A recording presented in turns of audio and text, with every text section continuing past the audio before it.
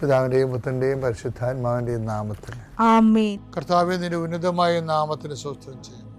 കർത്താവേ, നിന്റെ വിശുദ്ധ പൗരോഹിത്യത്തെ മഹത്വപ്പെടുത്തണമേ. കർത്താവേ, സഭയിലുള്ള സാന്നിധ്യം പ്രകടമാക്കണമേ.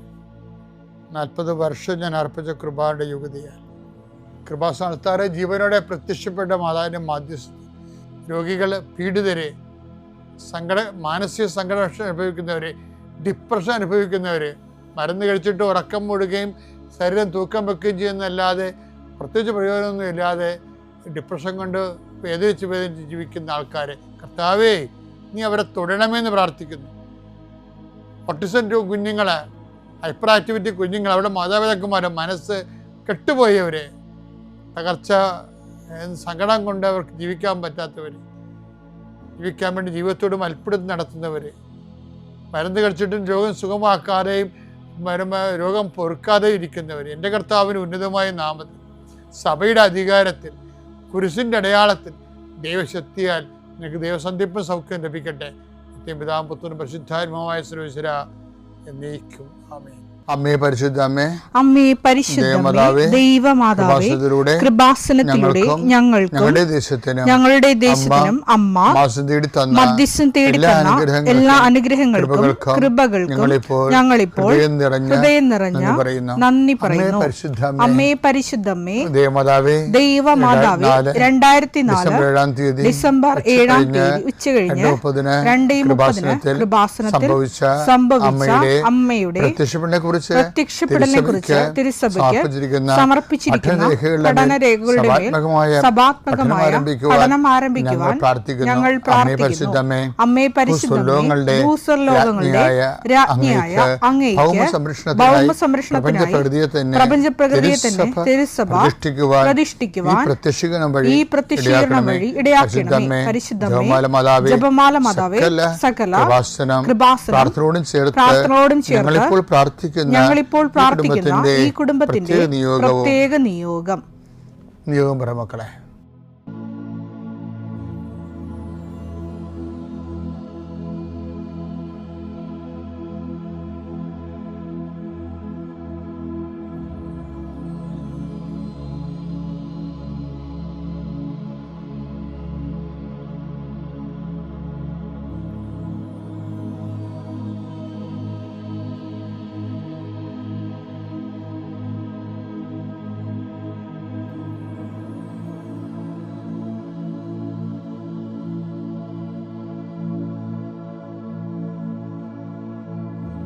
അമ്മയുടെ പ്രത്യക്ഷീകരണത്തിന്റെ ഈ അനുഗ്രഹവേളയിൽ ഞങ്ങൾക്ക് സാധിച്ചു തരുവാൻ കനിയണമേ. ആമേൻ. എൻ്റെ പ്രിയപ്പെട്ടവരെ, ഞാൻ ഈ കഴിഞ്ഞ ദിവസങ്ങളിലേ വെറുതെ ഒരു കുസൃതി ചിന്ത എൻ്റെ മനസ്സിൽ വന്നു.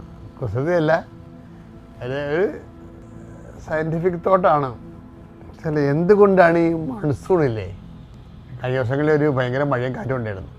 അപ്പോൾ ഞാൻ ചിന്തിച്ചു പോയതാ, എന്തുകൊണ്ടാണ് ഈ മൺസൂൺ കാലത്ത് നമ്മുടെ ചെടികളില്ലേ, ചെടികൾ, മരങ്ങൾ എല്ലാം വളർച്ച അറസ്റ്റ് ചെയ്ത് ഇങ്ങനെ ഡോർഫായിട്ട് നിൽക്കും, ഡ്രൂപ്പായിട്ട് നിൽക്കും, അതായത് ഇങ്ങനെ മുരടിച്ച് നിൽക്കും.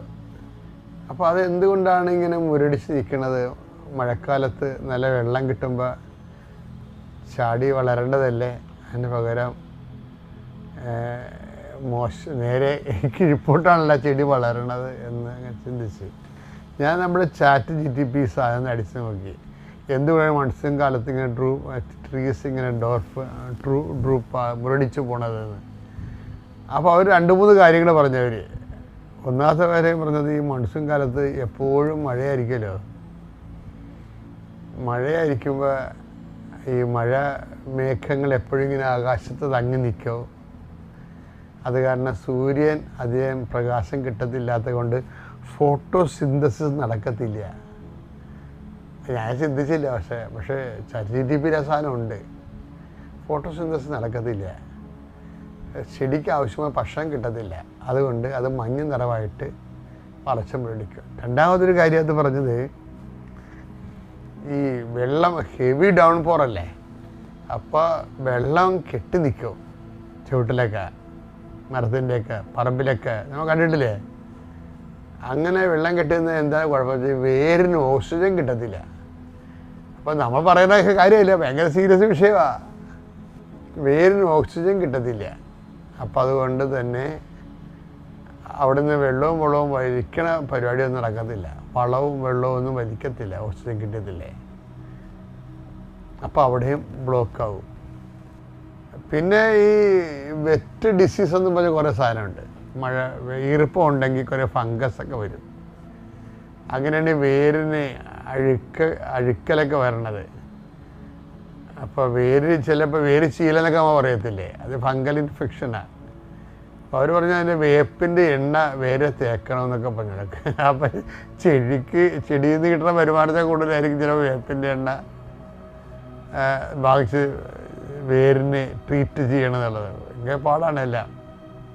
അപ്പം ഞാൻ ഇങ്ങനെ ചിന്തിക്കാൻ കാരണം വെച്ചാൽ ഇപ്പം ഇത്രയും വിഷയങ്ങളാണ് അപ്പം ചെടിയുടെ നല്ല കാലമല്ല ശരിക്കും പറഞ്ഞാൽ. എൻ്റെ കാറ്റും മഴയും വന്ന് ചെടിയുടെ ബ്രാഞ്ചൊക്കെ ഒടിഞ്ഞു പോകും അല്ലേ? കാറ്റും മഴയൊക്കെ വരുമ്പോൾ ചെടിയെ ചിലയൊക്കെ വേരോടെ ചാഞ്ഞ് നിൽക്കും, ചിലപ്പോൾ വീണ് പോവുകയും ചെയ്യും. അപ്പോൾ മനുഷ്യരെക്കാൾ ഗതികെട്ടൊരു കാലമാണ് ഈ മൺസൂൺ വൃക്ഷങ്ങൾക്കെന്ന് പറയണത്. അതുകൊണ്ടാണ് ദൈവം എല്ലാ കാലത്തും വൃക്ഷങ്ങൾ ഉണ്ടാക്കാതെ എല്ലാ കാലത്തും മൺസൂൺ ഇല്ലല്ലോ. അപ്പോൾ എന്ത് പരിപാലനമാണ് ചെടികളോട് കാണിക്കണത്? എല്ലാ കാലത്തും മൺസൂൺ ഉണ്ടാകത്തെങ്കിൽ മരങ്ങളുണ്ടാകത്തില്ല, നമ്മൾ മരുഭൂമിയായി പോയാണ്. അപ്പം അതുപോലെ തന്നെയാണ് വേദനകളും എല്ലാ കാലത്തും ഒന്നും ഉണ്ടാകത്തില്ല, അതെപ്പോഴും ഓർത്തേക്കണം. അതുകൊണ്ടാണ് കഴിഞ്ഞ ദിവസം നമ്മൾ കണ്ടില്ലേ, തിരഞ്ഞെടുക്കപ്പെട്ടവരെ പ്രതി ദൈവം സമയം ചുരുക്കിയെന്ന് പറഞ്ഞിട്ടില്ലേ? അതാണ് ആ വേദന ചുരുക്കാൻ കാര്യം. നിലനിൽക്കാൻ പറ്റത്തില്ല. മത്തായി 24:22 ആ ദിവസങ്ങൾ പരിമിതപ്പെടുത്തിയില്ലായിരുന്നെങ്കിൽ മൺസൂൺ കാലമേ പരിമിതപ്പെടുത്തിയില്ലായിരുന്നെങ്കിൽ ഒരുവനും രക്ഷപ്പെടുകയില്ല. മരങ്ങളൊന്നും നിലക്കത്തില്ല, മനുഷ്യൻ നിലക്കത്തില്ല, എല്ലാം മരുഭൂമിയായി പോകും. എന്നാൽ ദൈവം അത് പരിമിതപ്പെടുത്തിയെന്നാണ് ബൈബിൾ പറയണത്. അപ്പം ഇതുപോലെ നമ്മുടെ ദുഃഖങ്ങളും അങ്ങനെയാണ്. എല്ലാ കൊല്ലവും ഇങ്ങനെ എല്ലാ കാലവും ഇതുപോലെ ദുഃഖ ദുരിതമാണെന്ന് വിചാരിക്കരുത്. ഒരു ടൈം വെച്ച് അത് സ്റ്റോപ്പ് ചെയ്യും. അപ്പോൾ കൊണ്ട് പ്രത്യാശയോടെ ഒരു മഴയില്ലാത്ത കാലത്തെക്കുറിച്ച് നമ്മൾ പ്രത്യാശ കൊണ്ട് പ്രാർത്ഥിച്ച് മുന്നേറണമെന്ന് കൂടി ഇതിൽ അർത്ഥമുണ്ട്. പിന്നെ കൂടാതെ ഇതിനകത്ത് വരുന്ന വിഷയമേ ഈ സോയിലിൻ്റെയൊക്കെ വളമില്ലേ, വളമൊക്കെ വെള്ളത്തിൽ കലങ്ങി ഒലിച്ചു പോകും. അതിങ്ങനെ ഒരു വളം ഉണ്ടെങ്കിൽ തന്നെ, വളം ചുവട്ടിലുണ്ടെങ്കിൽ തന്നെ മൺസൂൺ വരുമ്പോൾ അത് ഒലിച്ചു പോകും. ഒലിച്ച് വല്ല പറമ്പിലും പോകും, ചിലപ്പോൾ വല്ല തോട്ടിലും പോയി ഒഴുകിപ്പോകും, വേസ്റ്റായി പോകും, ആർക്കും യൂസ് ആകത്തില്ല. അപ്പം ഇങ്ങനെയൊക്കെ വരുമ്പോൾ നമ്മൾ ശരിക്കും ഒരു ഉണങ്ങത്തില്ലെങ്കിൽ മെലിഞ്ഞ് ഫലപ്പെടുവിക്കാത്ത രീതിയിൽ മെലിച്ചിൽ വരും. ഈ ഒരു കാലം മനുഷ്യന്മാർക്ക് എല്ലാവർക്കും ഉണ്ടാകും മൺസൂണിൻ്റെ ഒരു കാലം. അതുകൊണ്ട് കർത്താവ് അതിൻ്റെ അകത്ത് പറഞ്ഞിരിക്കുന്നത്, ഞാൻ രോഗിയായിരുന്നു, നിങ്ങൾ എന്നെ സന്ദർശിച്ചു.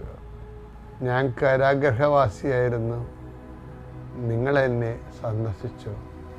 എനിക്ക് വിശന്നു, നിങ്ങളെനിക്ക് ഭക്ഷണം തന്നു. എനിക്ക് ദാഹിച്ചു, നിങ്ങളെനിക്ക് കുടിക്കാൻ തന്നു. ഞാൻ നഗ്നനായിരുന്നു, നിങ്ങളെന്നെ ഉടുപ്പിച്ചു. അപ്പോൾ ഈ മൺസൂൺ കാലം നമ്മുടെ മനുഷ്യർക്കും വരും ഇതുപോലെ. അതുകൊണ്ടാണ് ദൈവം ഈ മൺസൂൺ കാലം അനുഭവിക്കുന്ന എല്ലാ മനുഷ്യരെയും ക്രിസ്തുവായിട്ട് തന്നെ കാണണമെന്നും അവർക്ക് ആ സമയത്ത് സപ്പോർട്ട് ചെയ്യണമെന്ന് ആണ് ബൈബിളിൻ്റെ നടപടിക്രമം. ബൈബിൾ നടപടിക്രമം അതാണ്, ആ സമയത്ത് സപ്പോർട്ട് ചെയ്യണമെന്ന്. സപ്പോർട്ട് ചെയ്തില്ല എന്നുണ്ടെങ്കിൽ നമ്മുടെ ജന്മദൗത്യം തന്നെ ജന്മദൗത്യമായിട്ടാണ് ദൈവം നമുക്ക് തന്നിരിക്കുന്നത്. രോഗിയെയും കാരാഗൃഹവാസിയെയും നഗ്നനെയും വിശക്കുന്നവനെയും ഒക്കെ അവൻ്റെ മൺസൂൺ മഴ തോരാത്ത കാലങ്ങളിലെ, കണ്ണീര് തോരാത്ത കാലങ്ങളിലെ അവന് കൈത്താങ്ങായി നിൽക്കുന്നത് നിസ്സാരമല്ല ശരിക്കും. 25:35 എന്തെന്നാൽ എനിക്ക് വിശന്നു, നിങ്ങൾ ഭക്ഷിക്കാൻ തന്നു. എനിക്ക് ദാഹിച്ചു, എനിക്ക് ദാഹിച്ചു. നിങ്ങൾ കുടിക്കാൻ തന്നു. കുടിക്കാൻ ഞാൻ പരദേശിയായിരുന്നു, നിങ്ങൾ എന്നെ സ്വീകരിച്ചു. ഞാൻ നഗ്നനായിരുന്നു, നിങ്ങൾ എന്നെ ഉടുപ്പിച്ചു.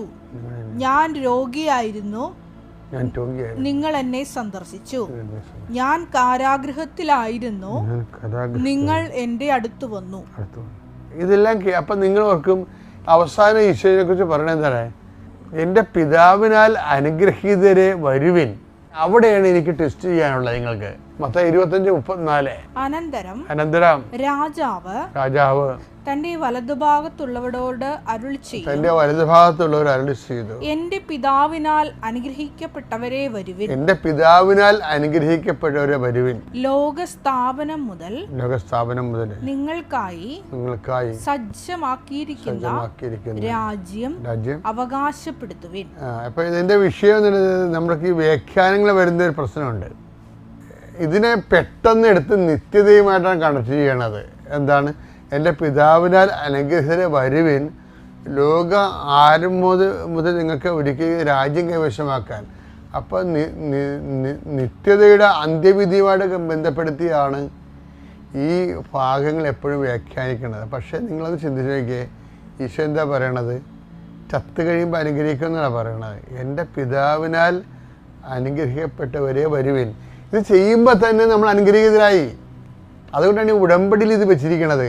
ഇപ്പം നിങ്ങളെ മക്കളുടെ കല്യാണം നടക്കണില്ല, ജപ്തി നടപടിയാണ്, പറമ്പിന് വിസ പുതുക്കി കിട്ടണില്ല എന്നൊക്കെ പറഞ്ഞ് വരുമ്പോൾ ഞങ്ങൾ നിങ്ങളോട് ഉടമ്പടി പ്രകാരം എന്താ പറഞ്ഞത്? നിങ്ങൾ രോഗികളെ പോയി കാണണം, അവരെ കുളിപ്പിക്കണം, അവർക്ക് പൈസ കൊടുക്കണം, നിങ്ങളുടെ വരുമാനം ഭക്ഷണമായിട്ടും സമ്പത്തായിട്ടൊരു പങ്കുവെക്കണം എന്ന് പറയുമ്പോൾ എന്താ സംഭവം?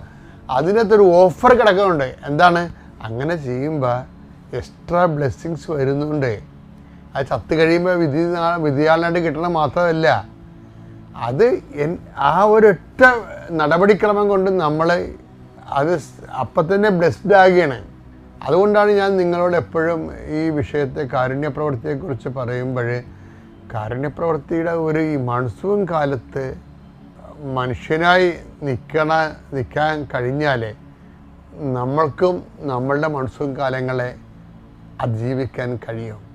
പിതാവിൻ്റെയും പുത്രൻ്റെയും പരിശുദ്ധാത്മാവിൻ്റെയും നാമത്തിൽ. വിശ്വാസ പ്രമാണം. സർവശക്തനായ പിതാവും ആകാശത്തിൻ്റെയും ഭൂമിയുടെയും സൃഷ്ടാവുമായ ദൈവത്തിൽ ഞാൻ വിശ്വസിക്കുന്നു. അവിടുത്തെ ഏകപുത്രനും ഞങ്ങളുടെ കർത്താവുമായ ഈശോമിശിഹായിലും ഞാൻ വിശ്വസിക്കുന്നു. ഈ പുത്രൻ പരിശുദ്ധാത്മാവിനാൽ ഗർഭസ്ഥനായി കന്യകാമറിയത്തിൽ നിന്ന് പിറന്ന് പൊന്തിയോസ് പീലാത്തോസിന്റെ കാലത്ത് പീഡകൾ സഹിച്ച് കുരിശിൽ തറയ്ക്കപ്പെട്ട് മരിച്ച് അടക്കപ്പെട്ട് പാതാളങ്ങളിൽ ഇറങ്ങി മരിച്ചവരുടെ ഇടയിൽ നിന്ന് മൂന്നാം നാൾ ഉയർത്ത് സ്വർഗത്തിലേക്ക് എഴുന്നള്ളി സർവശക്തിയുള്ള പിതാവായ ദൈവത്തിന്റെ വലതുഭാഗത്തിരിക്കുന്നു. അവിടെ നിന്ന് ജീവിക്കുന്നവരെയും മരിച്ചവരെയും വിധിക്കുവാൻ വരുമെന്നും ഞാൻ വിശ്വസിക്കുന്നു. പരിശുദ്ധാത്മാവിലും ഞാൻ വിശ്വസിക്കുന്നു. വിശുദ്ധ കത്തോലിക്കാ സഭയിലും പുണ്യവാന്മാരുടെ ഐക്യത്തിലും പാപങ്ങളുടെ മോചനത്തിലും ശരീരത്തിന്റെ ഉയർപ്പിലും നിത്യമായ ജീവിതത്തിലും ഞാൻ വിശ്വസിക്കുന്നു. ആമേൻ. സുഖസ്ഥനായ ഞങ്ങളുടെ പിതാവേ, അങ്ങയുടെ നാമം പൂജിതമാകണമേ. അങ്ങയുടെ രാജ്യം വരണമേ. അങ്ങയുടെ തിരുമനസ് സ്വർഗത്തിലെ പോലെ ഭൂമിയിലും ആകണമേ. അന്നു വേണ്ടുന്ന ആഹാരം ഇന്ന് ഞങ്ങൾക്ക് തരണമേ. ഞങ്ങളോട് തെറ്റ് ചെയ്യുന്നവരോട് ഞങ്ങൾ ക്ഷമിക്കുന്നത് പോലെ ഞങ്ങളുടെ തെറ്റുകൾ ഞങ്ങളോടും ക്ഷമിക്കണമേ. ഞങ്ങളെ പ്രലോഭനത്തിൽ ഉൾപ്പെടുത്തരുതേ, തിന്മയിൽ ഞങ്ങൾ രക്ഷിക്കണമേ. ആമേൻ. നന്മ നിറഞ്ഞ മറിയമേ, സ്വസ്തി. കർത്താവ് അങ്ങയുടെ കൂടെ സ്ത്രീകളിൽ അങ്ങ് അനുഗ്രഹിക്കപ്പെട്ടവളാകുന്നു. അങ്ങയുടെ ഉദരത്തിൻ ഫലമായി ഈശോ അനുഗ്രഹിക്കപ്പെട്ടവനാകുന്നു. പരിശുദ്ധ മറിയമേ, തമ്പുരാന്റെ അമ്മേ, പാപികളായ ഞങ്ങൾക്ക് വേണ്ടി ഇപ്പോഴും ഞങ്ങളുടെ മരണസമയത്തും തമ്പുരാനോട് അപേക്ഷിക്കണമേ. ആമേൻ. ഇത് കാര്യം എന്തെന്നാ, പലവരും ഇങ്ങനെ പറയും ഞാൻ ക്ഷമിച്ചല്ലോ എന്ന് പറഞ്ഞിട്ട് ആ മുറിവ് ഇവിടെ സൂക്ഷിക്കും. അത് ആവശ്യമുള്ളപ്പോൾ ആ മുറിവ് പുറത്തേക്ക് വരികയും ചെയ്യും. അത് ക്ഷമയൊന്നും ആകുകയില്ല. അപ്പോൾ വിശുദ്ധിയിലേക്ക് വരാൻ സാധിക്കില്ല. ഇത് ഞാൻ വെറുതെ എന്തെന്നാ, ഇവിടെ ഞാൻ കൗൺസിലിംഗ് 2004 തൊട്ട് ഇവിടെ കൗൺസിൽ ചെയ്യാം. ഹല്ലേലൂയ. ഞാൻ ഓരോ കാര്യം പറയണത് ഏതെങ്കിലും അനുഭവം കിട്ടിയിട്ടാണ് പറയണത്, ഇല്ല എവിടെയെങ്കിലും ഇന്ന് കേട്ടെടുത്തിട്ട് പറയണില്ല. അപ്പോൾ ഇത് ശ്രദ്ധിച്ച് ഇത് പ്രവൃത്തിയിലേക്ക് കൊണ്ടുപോയി ഈ ആഴ്ച. ഇവിടെ ഒരു സഹോദരി എൻ്റെ അടുത്ത് കൗൺസിലിങ്ങിന് വന്ന്, ഒരു ചേച്ചിയാണ്. അപ്പോൾ അവർ വന്ന് അവർക്ക് 2 പ്രശ്നം ഉണ്ടായിരുന്നു. എന്നോട് ആദ്യം പറഞ്ഞത് ഈ നട്ടെല്ലിൽ ആരോ ഭയങ്കര വേദന, അവർക്ക് കിടക്കാൻ സാധിക്കില്ല, രാത്രിയൊന്നും ഉറക്കമില്ല, കത്തി വെച്ചിട്ട് ആരെങ്കിലും ഇങ്ങനെ കുത്തി എടുക്കുന്ന പോലത്തെ വേദനയാണ് അവർക്ക്, കറണ്ട് പാസ് ചെയ്യണ പോലെ ഇടയ്ക്കിടയ്ക്ക് ഇങ്ങനെ കറണ്ട് പാസ് ചെയ്യുന്നു. ആദ്യത്തെ പ്രശ്നം അതാ. അപ്പോൾ ഇവിടെ വന്ന് കൃപാസനത്തിൽ വന്നാൽ സൗഖ്യം കിട്ടുമെന്ന് പറഞ്ഞ് ഇവിടെ വന്ന് പ്രാർത്ഥിച്ച് എന്നിട്ട് കൗൺസിലിംഗ് വന്നു. എന്നിട്ട് അതിൻ്റെ കൂടെ അവർ രണ്ടാമത്തെ സെക്കൻഡ് പോയിൻ്റ് പറഞ്ഞത്, മകൻ കേരളത്തിലില്ല ജോലി, ഇവരും മരുമകളും മാത്രമാണ് താമസിക്കണം ഈ വീട്ടിൽ. മകൻ ബാംഗ്ലൂരോ പുറത്തെവിടെയോ ആണ്, അപ്പോൾ മാസത്തിൽ 1 പ്രാവശ്യം വരുള്ളൂ. മരുമകൾ ഇവർക്കാണെങ്കിൽ ജോലി ചെയ്യാൻ സാധിക്കില്ല, ഈ വേദന കൊണ്ട് കുറച്ച് നേരം കൂടുതൽ നിന്ന് കഴിഞ്ഞാൽ വേദനിക്കും. അത് ഡോക്ടറിൻ്റെ അടുത്തൊക്കെ പോയി കഴിഞ്ഞാൽ അവർക്ക് പേടിയുമാണ്. MRI സ്കാൻ അത് ഇന്നൊക്കെ എന്തൊക്കെയോ പറഞ്ഞ് കോംപ്ലിക്കേറ്റ്, അത് കൊണ്ടുപോകാൻ ആരുമില്ല, ഇതാരോടും പറയൂല, വേദനയാണ്, ഇവർക്ക് പേടിയുമാണ്. അപ്പോൾ ഇവരെന്ത് ചെയ്ത്, രണ്ടാമത്തെ കാര്യം മരുമകളുടെ കാര്യം പറഞ്ഞു. മരുമകൾ ഭക്ഷണം വയ്ക്കില്ല, കറക്റ്റ് അവക്കുള്ള ഭക്ഷണം മാത്രം വെച്ചിട്ട് പാത്രത്തിൽ പോയി നോക്കി കഴിഞ്ഞാൽ ഭക്ഷണം കാണില്ല. മകനോട് പറഞ്ഞു കഴിഞ്ഞാൽ പ്രശ്നമാവെന്ന് പറഞ്ഞിട്ട് ഇവർ പറയാറുമില്ല. അപ്പോൾ എന്തെങ്കിലും വന്നു കഴിഞ്ഞാൽ ഞാൻ ബൈബിൾ നോക്കും. അപ്പോൾ എനിക്കെന്തോ തോന്നി, ഞാൻ പറഞ്ഞ ഒരു കാര്യം ചെയ്യും, ഈശോ പറയുന്നത് റോമ 12:14, നിന്നെ ദ്രോഹിക്കുന്നതിന് വേണ്ടി നീ പ്രാർത്ഥിക്കുന്നു എന്നല്ലേ പറയണേ. നിനക്ക് ഈ വേദന ഉള്ളപ്പോൾ, ഈ ശരീരവേദനയും ഇതെല്ലാം ഉള്ളപ്പോൾ നീ മുട്ടിപ്പേ നിന്ന് നിൻ്റെ മരുമകൾക്ക് വേണ്ടി പ്രാർത്ഥിക്കുക, ക്ഷമിക്കുക. പ്രാർത്ഥിക്കുക എന്ന് പറഞ്ഞാൽ ക്ഷമിക്കുക. ക്ഷമയെന്ന് പറഞ്ഞാൽ അവരുടെ നന്മ ആഗ്രഹിക്കുന്നതാണ് ക്ഷമ, അത് മനസ്സുകൊണ്ട് ആഗ്രഹിക്കണം. അപ്പോൾ എന്ത് സാധിക്കും? നിൻ്റെ പാവങ്ങൾ ക്ഷമിക്കപ്പെടും. നീ ക്ഷമിക്കുമ്പോൾ നിൻ്റെ പാവങ്ങൾ ക്ഷമിക്കപ്പെടും. അതാണല്ലോ മാർക്ക് 11:25 ഞാൻ പറഞ്ഞു. അപ്പോൾ ഇവർ അടുത്ത 2-ാം ചൊവ്വാഴ്ച അടുത്ത മാസം എൻ്റെ അടുത്ത് വന്നിട്ട് എൻ്റെ അടുത്ത് ഇവിടെ സാക്ഷ്യപ്പെടുത്തി, ബ്രദർ പറഞ്ഞ പോലെ ചെയ്തായിരുന്നു, എനിക്ക് വേദന കൂടിയപ്പോൾ ഞാൻ അപ്പം മുട്ടിപ്പേ നിന്ന് അവർക്ക് വേണ്ടി ഞാൻ പ്രാർത്ഥിച്ച്, അത് കഴിഞ്ഞ് ആ വേദന വന്നിട്ടില്ല. അത് എങ്ങനെ ഈ വേദന മാറിയത്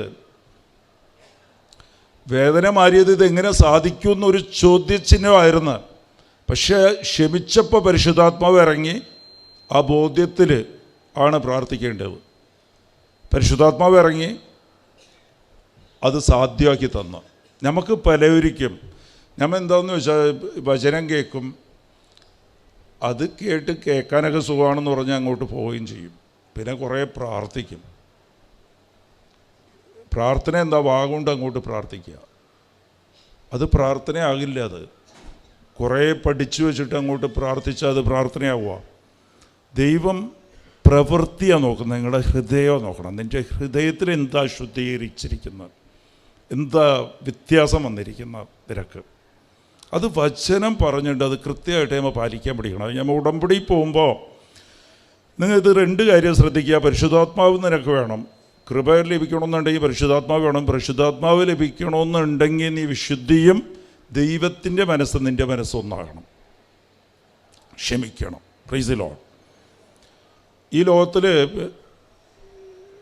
ഈ ക്ഷമിക്കാൻ ഏതെങ്കിലുമൊക്കെ വഴി നീ അന്വേഷിച്ചുകൊണ്ടിരിക്കണം. എങ്ങനെയാണ് അവരെ ക്ഷമിക്കാൻ സാധിക്കുക? ക്ഷമിക്കുന്ന 2 രീതിയുണ്ട്. ഒന്ന് നമ്മ തെറ്റ് ചെയ്തിട്ട് ക്ഷമിക്കുന്നതും, ഒന്ന് ഒരു കാരണമില്ലാതെ മറ്റുള്ളവർ നമ്മളോട് വിഷമം ഉണ്ടാകും. ദൈവം 2ഉം പറഞ്ഞിട്ടുണ്ട്. അത് മത്തായി 5:23 നിന്നോടായിരിക്കും ഇങ്ങനെ വിഷമം ഉണ്ടെങ്കിൽ നീ രമ്യപ്പെടുക എന്നാണ് പറഞ്ഞിരിക്കുന്നത്. നിന്നോട് വിഷമമെന്ന് പറഞ്ഞാൽ അതിൻ്റെ കാരണം ചിലപ്പോൾ നിനക്ക് അറിയ പോലുമില്ല. എപ്പോഴെങ്കിലും എന്തെങ്കിലുമൊക്കെ നമ്മൾ നല്ല ഉദ്ദേശത്ത് പറഞ്ഞൊക്കെ മറ്റുള്ളവരെ തെറ്റായിട്ട് വിചാരിച്ചിട്ട് അത് ഇങ്ങനെ വിഷമിച്ചിരിക്കും. പക്ഷേ ഈശോ പറയണം അവരോട് രമ്യപ്പെടുക. അത് നമ്മൾ രമ്യപ്പെടാതിരുന്നു കഴിഞ്ഞാൽ അവിടെ വിശുദ്ധിയിൽ ചെറിയ പ്രശ്നമുണ്ട്. അതുകൊണ്ട് പലപ്പോഴും നമുക്ക് ഈ ചോദ്യം നമ്മളേക്ക് നിൽക്കണം, ഇതൊക്കെ എങ്ങനെ സാധിക്കും, ഇതൊക്കെ എങ്ങനെ സാധിക്കും, എന്ത് പ്രാർത്ഥിച്ചിട്ടും സാധിക്കുന്നില്ലല്ലോ. Praise the lord. അപ്പോൾ നമ്മൾ ഇങ്ങനെ നോക്കണം. അപ്പോൾ ഈ ഇന്ന് ഞാൻ പറയണത് എൻ്റെ ഒരു ഉദാഹരണ എക്സാമ്പിൾ ഞാൻ ചെയ്ത പരിപാടി എന്താണെന്ന് വെച്ചാൽ, എന്നോട് ഒരാൾ നാട്ടിൽ എന്നെ കാണുമ്പോൾ മിണ്ടില്ല, കല്യാണ വീട്ടിലോ എവിടെ ഫംഗ്ഷന് വന്നാലും മിണ്ടില്ല. എന്തോ ഞാൻ ഉപദേശിച്ച് എന്തോ ചെയ്ത് അയാൾക്കത് പിടിച്ചില്ല, സംസാരിക്കില്ല. പിന്നെ എനിക്കും മടിയായി. ഇതിങ്ങനെ കിടക്കുക. ഇത് ഒരു ദിവസം കൊന്ത ചൊല്ലുമ്പോഴത്തേക്ക് ഇത് ഓർമ്മ വന്നു. നമ്മൾ പലതും മറന്ന് കിടക്കും. പിശാച് അതാ ചെയ്യുന്ന. വിശുദ്ധിയെ ബാധിക്കാൻ വേണ്ടിയിട്ട് ഇത് മറവി നമുക്ക് തരും. നമ്മൾ മറന്ന് കിടക്കും. നമുക്ക് ഓർമ്മ പോലും ഉണ്ടാകില്ല. ആരോടൊക്കെയാണ് ക്ഷമിക്കേണ്ടതെന്ന് നമുക്ക് ഓർമ്മയുണ്ടാകില്ല. അപ്പോൾ എനിക്ക് ഈ പുള്ളിക്കാരനെ ഓർമ്മ വന്നു. അയാളുടെ പേര് കാർത്തിക്. കുറേ കാലമായല്ലോ അയാൾ എന്നോട് സംസാരിക്കാനുള്ള. എനിക്കൊരു ചമ്മല, എങ്ങനെയാണ് അയാളെ ഫേസ് ചെയ്യുക. അപ്പോൾ ഇയാൾ സംസാരിക്കാത്തപ്പോൾ ഞാനും ഒതുങ്ങിപ്പോവും. എന്താ എന്നെ അവിടെ കാണുമ്പോൾ അങ്ങോട്ട് തിരിഞ്ഞു പോകും, ഞാനും ഇങ്ങോട്ട് പോകും. അപ്പോൾ ഞാൻ എന്ത് ചെയ്ത്, എൻ്റെ കയ്യിൽ മൊബൈലുണ്ടായിരുന്നു. ഞാൻ മൊബൈലിലെടുത്തിട്ട് അപ്പം തന്നെ ഈ ജപമാല ചൊല്ലിക്കൊണ്ടിരിക്കുമ്പോൾ ഓർമ്മ വന്നത്. ജപമാല കഴിഞ്ഞപ്പോൾ മൊബൈലെടുത്തിട്ട് അയാളുടെ നമ്പറിലേക്ക് ഒരു മിസ് കോൾ കൊടുത്ത്. Praise the lord. Miss call കൊടുത്തപ്പോഴത്തേക്കും കുറച്ച് കഴിഞ്ഞപ്പോഴത്തേക്കും എന്താ എൻ്റെ കയ്യിൽ 2 നമ്പറുണ്ട്. ഒന്ന് BSNL ഉണ്ട്,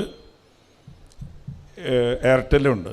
എൻ്റെ BSNL നമ്പറിൽ ഇയാൾ സേവ് ചെയ്തിട്ടുണ്ട്. ഞാൻ വിളിച്ചത് എയർടെല്ലിലാണ് മിസ് കോൾ കൊടുത്തത്. അയാൾ തിരിച്ചു വിളിച്ചോട്ടെ എന്ന് വെച്ചിട്ട്, ആരാണെന്ന് അറിയാതെ വിളിക്കട്ടെ എന്ന് പറഞ്ഞ് ഞാൻ വിട്ട്. അതേപോലെ അയാൾ ചൂണ്ടയെ കൊത്തിയിട്ട് അയാൾ തിരിച്ചു വിളിച്ചെന്നെ. തിരിച്ചു വിളിച്ചപ്പോഴത്തേക്കും ഞാൻ ചോദിച്ചു ആരാണെന്ന്. എനിക്കറിയാം അയാൾ തന്നെയാണെന്ന്. അപ്പോൾ കാർത്തികാന്ന് പറഞ്ഞു. ഞാൻ പറഞ്ഞു ഏത് കാർത്തിക? അപ്പോൾ ഈ കാർത്തികാന്ന് പറഞ്ഞു. ഞാൻ അപ്പം നീയാണോ? അയ്യോ, ഞാൻ ഒരു കാർപ്പൻ്റർ കാർത്തിക വിളിച്ചത്. എന്തായാലും നീ വിളിച്ചത് നന്നായി, സന്തോഷമായി കേട്ടാ. നീ മനസ്സിലൊന്നും വെക്കരുത് കേട്ടാ. എനിക്ക് നിന്നോടൊരു ദേഷ്യമൊന്നുമില്ല കേട്ടാ. എന്തെങ്കിലും ദേഷ്യത്തിൽ എന്തെങ്കിലുമൊക്കെ പറഞ്ഞിട്ടുണ്ടോ നീ ഒരിക്കലും വിഷമം വിചാരിക്കരുത്. നീ എവിടെ ഉണ്ട് എന്ന് നമുക്ക് കാണാം എന്നൊക്കെ പറഞ്ഞ് അത് സെറ്റിൽ ചെയ്ത്. അത് കഴിഞ്ഞപ്പോൾ ഇപ്പോൾ സെറ്റിലായി. ഞങ്ങൾ തമ്മിൽ കാണാൻ ഇട വന്ന്. അപ്പോൾ ഇതുപോലെ എന്തെങ്കിലുമൊക്കെ ചാൻസ് കിട്ടിയാൽ പ്രശ്നം തീർത്തേക്കുക. അത് മൊബൈൽ നന്മയ്ക്ക് വേണ്ടി യൂസ് ചെയ്യാം. മൊബൈൽ പിശാച് നമ്മളെ നാശത്തിന് വേണ്ടി വെച്ചിരിക്കുക. അത് ഇതുപോലത്തെ കാര്യത്തിലൊക്കെ പറ്റുമെങ്കിൽ യൂസ് ചെയ്യും. Price the lord. Miss call കൊടുത്തിട്ട് സംസാരിക്കുക, അല്ല നേരിട്ട് വിളിക്കുക. നിങ്ങൾ നോക്കിയതുപോലെ ഞാനിതൊരു എക്സാമ്പിൾ പറഞ്ഞാൽ. Price the Lord. ഹല്ലേലൂയ. അപ്പോൾ ഇത് നമ്മൾ ക്ഷമിക്കുമ്പോൾ അവിടെ പരിശുദ്ധാത്മാവ് ഇറങ്ങി വരും. നമ്മളറിയാത്ത അസാധ്യ കാര്യങ്ങൾ, ചില കാര്യങ്ങളെ നമുക്കറിയാവും, ചില കാര്യം നമുക്ക് ചോദ്യചിഹ്നം ഉണ്ടാകും, ചില കാര്യങ്ങൾ നമ്മൾ അറിയ പോലുമില്ല. ഇത് തടസ്സമായിട്ട് ബന്ധനമായിട്ട് നമ്മളെ ജീവിതത്തിൽ ഉണ്ടാകും. ഇതെല്ലാം വിട്ടുമാറുന്നത് നമുക്ക് കാണാൻ സാധിക്കും. പരിശുദ്ധാത്മാവ് നിറയാൻ ഇതാ ചെയ്യേണ്ടത്. രണ്ടാമത് നമ്മൾ പറഞ്ഞ ദൈവത്തിൻ്റെ മനസ്സ് നമ്മളെ മനസ്സും ഒന്നാകണം. അപ്പോൾ ദൈവം ചിന്തിക്കുന്ന പോലെ തന്നെ നമുക്ക് ചിന്തിക്കാൻ സാധിക്കണം. Price the Lord. ദൈവം ചിന്തിക്കുന്ന പോലെ നമ്മളെ മനസ്സായി തീരണമെന്നുണ്ടെങ്കിൽ ദൈവത്തെ കൂടുതൽ സ്നേഹിക്കണം. Price the Lord. നമ്മൾ സ്നേഹിക്കുന്ന ആൾ, നമ്മൾ ആരാധിക്കുന്ന ആൾ പോലെ കുറേ ദിവസം നമ്മൾ അവരെ ആരാധിച്ചു കഴിയുമ്പോൾ എങ്ങനെയാണ് ആരാധിക്കുന്നത്?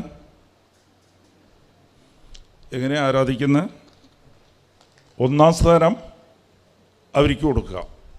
ഏത് കാര്യത്തിലും അവരെക്കുറിച്ച് ചിന്തിക്കുക. നമുക്കിഷ്ടമുള്ള ആളെക്കുറിച്ച് നമ്മൾ എപ്പോഴും ഈ സ്നേഹിക്കുന്ന ചെക്കനും പെണ്ണും നോക്കിക്കഴിഞ്ഞാൽ അവരുടെ ഏത് സമയത്തും അതിനെക്കുറിച്ചുള്ള വിചാരമായിരിക്കും. ആ പെണ്ണിനെക്കുറിച്ച് വിചാരമില്ലേ ആ ചെക്കനെക്കുറിച്ച് വരിക. എന്താ കാര്യമെന്ന് വെച്ചാൽ ഒന്നാം സ്ഥാനം അതിനാണ്.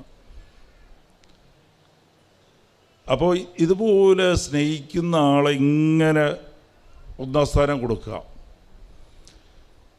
ഈ അശുദ്ധി കടന്നു വരുന്നത് എങ്ങനെയാണ്? നമ്മളെ ജീവിതത്തിലേക്ക് അശുദ്ധി പാവം വരുന്നത് എങ്ങനെയാണ്? നമ്മൾ